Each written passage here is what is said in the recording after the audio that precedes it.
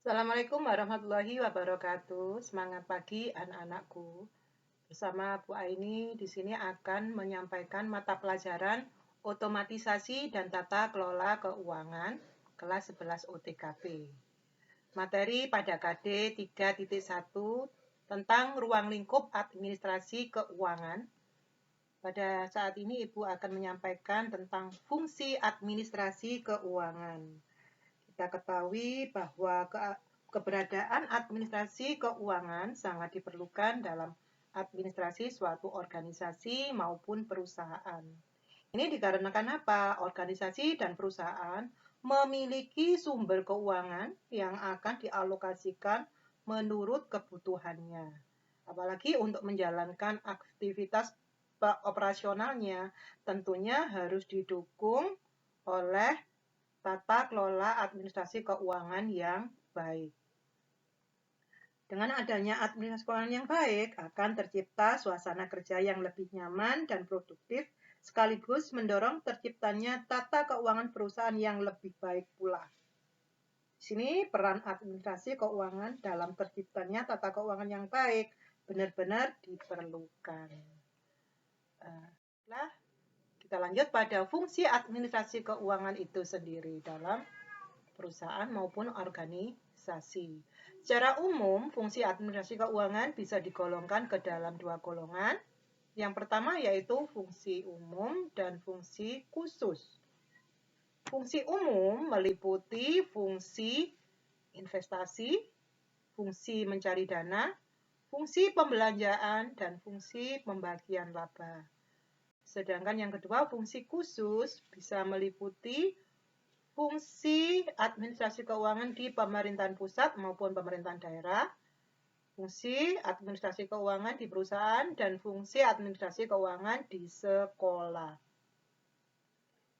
Baiklah, kita ikuti materi satu persatu tentang fungsi-fungsi dari administrasi keuangan. Yang pertama adalah fungsi umum administrasi keuangan, yaitu fungsi mencari investasi atau sering disebut dengan investment function. Pengelolaan dana ke dalam aktiva yang digunakan untuk mencapai tujuan dan kebutuhan organisasi. Di mana setiap usaha perlu adanya modal. Untuk itu, modal yang diupayakan perusahaan bisa meliputi modal sendiri maupun modal asing atau modal dari luar perusahaan. Kalau kita lihat modal-modal tersebut bisa digolongkan pada investasi jangka pendek maupun investasi jangka panjang. Apa saja untuk yang investasi jangka pendek? Di sini meliputi kas, persediaan piutang, dan sebagainya. Sedangkan investasi dalam jangka panjang bisa berupa gedung, tanah, peralatan produksi atau mesin-mesin produksi, kendaraan, dan sebagainya. Itu adalah fungsi mencari investasi atau investment function. Yang kedua yaitu fungsi mencari dana atau sering disebut dengan fungsi profit sharing function, yaitu aktivitas pembiayaan tiap-tiap aktivitas organisasi untuk membuat dan menentukan aturan pembagian keuntungan yang didapatkan oleh perusahaan. Ya. Dalam proses pencarian dana ini, seorang administrator harus mampu memilih sumber dana yang tepat terhadap berbagai jenis kebutuhan organisasi tersebut. Jadi bisa disimpulkan di sini ada dua kegiatan dalam fungsi mencari dana, yaitu mencari modal yang dibutuhkan untuk mendanai operasional perusahaan atau usaha-usaha yang dijalankan, dan yang kedua yaitu memilih sumber dana yang tepat terhadap berbagai jenis kebutuhan yang ada di perusahaan. Itu adalah fungsi mencari dana. Berikutnya adalah fungsi pembelanjaan atau sering disebut dengan shopping function, yaitu bahwa keuangan diberikan kepercayaan untuk melakukan pembelanjaan dana, baik dana perusahaan sendiri maupun dana dari luar perusahaan untuk membiayai semua kegiatan. Dalam hal ini, fungsi pembelanjaan bisa digunakan untuk proses produksi dan digunakan untuk pendukung produksi. Itu adalah fungsi pembelanjaan atau shopping function. Kemudian yang keempat atau D, yaitu fungsi pembagian laba yang sering disebut fundraising function, yaitu mengadakan pembagian laba usaha atau mencari investor ataupun sponsor dalam menyediakan tambahan modal untuk perusahaan sehingga perusahaan mampu mengembangkan usahanya sendiri. Jadi di sini perusahaan jika kekurangan dalam modalnya sendiri bisa mengadakan tambahan dari luar sehingga perlu adanya pembagian laba jika ada perusahaan yang menginvestasikan ke perusahaan tersebut. Kemudian fungsi khusus administrasi keuangan tadi ada 3 fungsi, yaitu yang dilaksanakan di instansi pemerintah pusat dan daerah. Kaitannya di sini adalah penggunaan keuangan negara. Jadi administrasi keuangan negara merupakan proses penerimaan dan pengeluaran baik yang menyangkut pemerintahan pusat, pemerintahan daerah, BUMN, BUMD, maupun modal yang digunakan oleh instansi yang sumbernya dari masyarakat di sini. Di mana merupakan kekayaan negara berupa harta berbentuk uang, hak-hak negara seperti hak menagih atau kontrak pertambangan, hak penangkapan ikan, hak penguasaan hutan, maupun kewajiban atau utang-utang negara seperti dana pensiun, asuransi kesehatan, jaminan sosial tenaga kerja, kekayaan bersih, dan kekayaan alam. Itulah yang dikelola oleh administrasi keuangan negara. Kemudian secara khusus di sini ada 6 fungsi yang bisa ditampilkan, yaitu yang pertama yaitu fungsi pengelolaan ekonomi makro dan fiskal, di mana fungsi ini menyangkut pengendalian kondisi makroekonomi yang direfleksikan dalam indikator atau statistik ekonomi negara kita.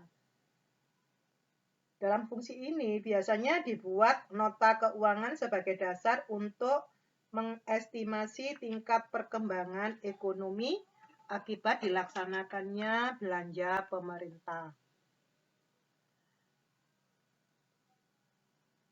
Kemudian fungsi yang kedua, fungsi penganggaran. Fungsi penganggaran di sini merupakan fungsi perencanaan secara kuantitatif atau yang sering disebut dengan budgeting ya, fungsi penganggaran di sini yang direfleksikan dalam perencanaan keuangan pemerintah baik jangka waktu 1 tahun ke depan yang dituangkan dalam APBN maupun APBD.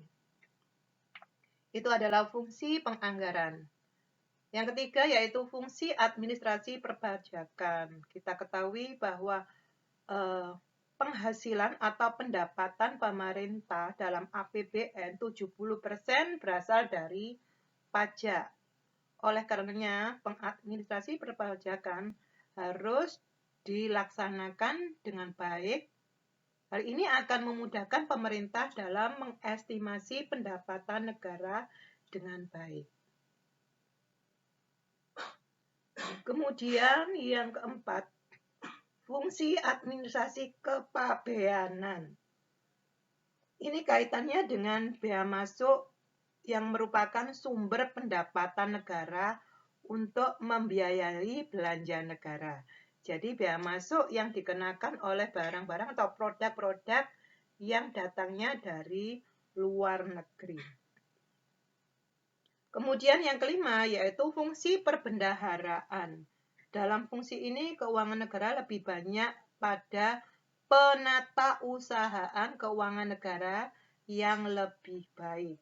Jadi mulai dari penetapan kebijakan penerimaan dan pengeluaran kas hingga pada sistem dan prosedur keuangan negara sehingga membuat pelaporan keuangan negara yang akuntabilitas.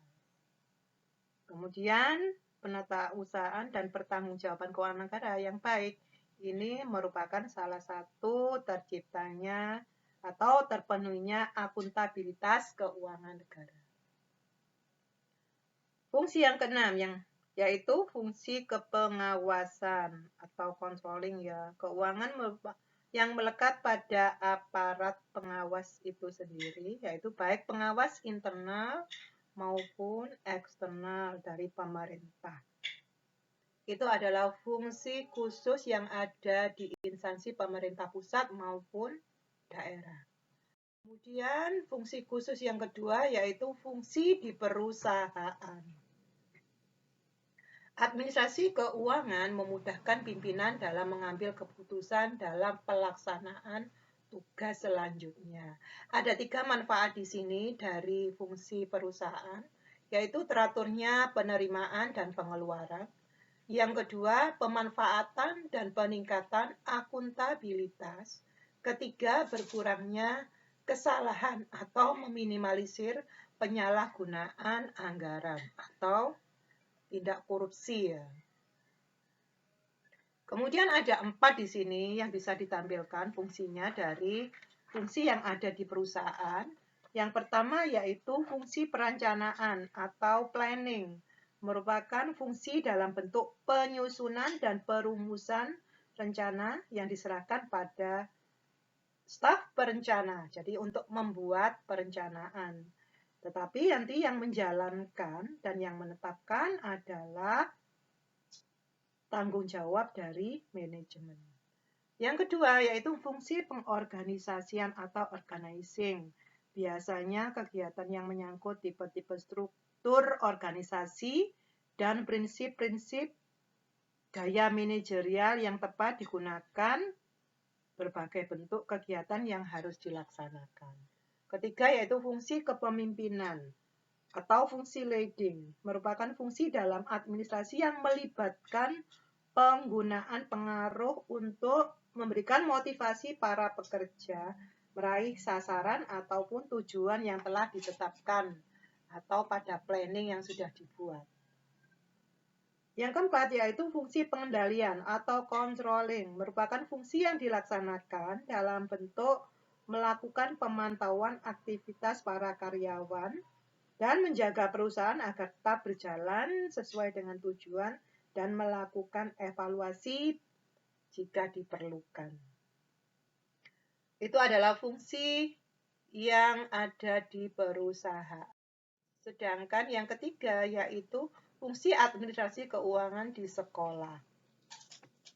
Fungsi ini memberikan kegiatan administrasi keuangan merupakan kebutuhan pendanaan dapat direncanakan, diupayakan pengadaannya, dibukukan secara transparan, dan digunakan untuk membiayai pelaksanaan program sekolah.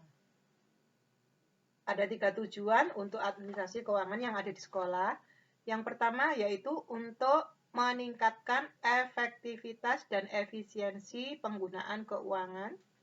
Yang kedua, meningkatkan akuntabilitas dan transparansi.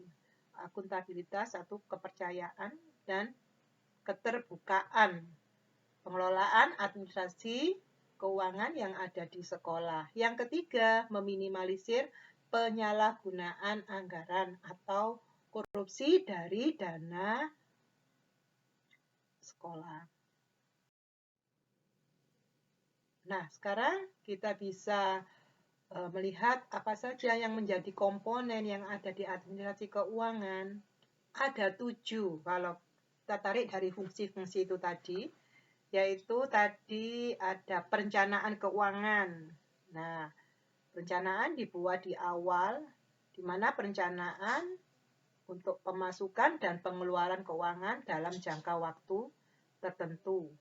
Yang kedua, penganggaran keuangan, yaitu semua kegiatan yang berhubungan dengan pemasukan, pengeluaran, dan kegiatan lainnya yang direncanakan sebelumnya dan dibuat secara detail anggarannya.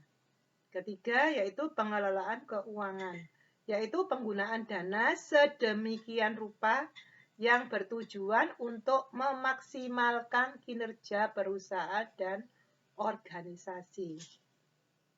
Keempat, yaitu pencairan keuangan. Nah, ini berhubungan dengan upaya pengadaan dana agar semua kegiatan perusahaan dapat berjalan dengan baik, yaitu efektif dan efisien.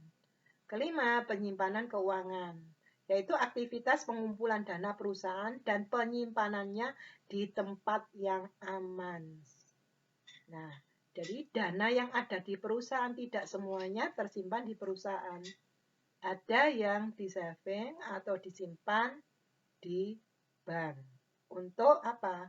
Keamanan. Jika diperlukan, dana tersebut baru diambil. Yang keenam, pengendalian keuangan. Semua hal yang berhubungan dengan penilaian dan perbaikan sistem kinerja bagian keuangan pada suatu perusahaan. Itu perlu adanya pengendalian keuangan. Dan yang terakhir yaitu adanya pemeriksaan keuangan, yaitu hal-hal yang berkaitan dengan audit internal terhadap bagian keuangan perusahaan sebagai upaya pencegahan terjadinya penyimpangan. Jadi semua administrasi keuangan, tata kelolanya perlu diadakan pemeriksaan. Agar apa? Untuk mencegah terjadinya tindak penyimpangan atau yang sering disebut dengan apa? Korupsi. Nah, itulah tadi anak-anakku untuk penjelasan Ibu pada materi fungsi-fungsi administrasi keuangan. Semoga materi yang telah Ibu sampaikan bisa dipahami dan bisa diterima dengan baik. Untuk selanjutnya Ibu akan membahas tentang dasar-dasar penggunaan administrasi keuangan. Silakan ditunggu untuk tayangan berikutnya.